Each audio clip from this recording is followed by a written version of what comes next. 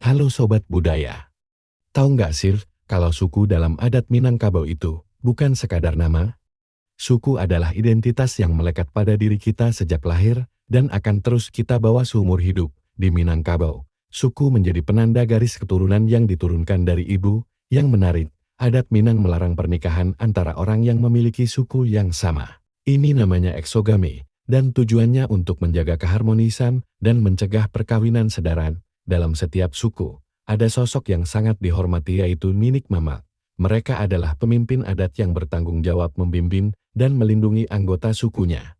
Ninik Mamak juga berperan penting dalam mengatur harta pusaka tinggi, seperti tanah ulayat dan rumah gadan yang menjadi warisan turun-temurun. Nah, sekarang kamu sudah paham kan betapa pentingnya suku dalam adat Minang?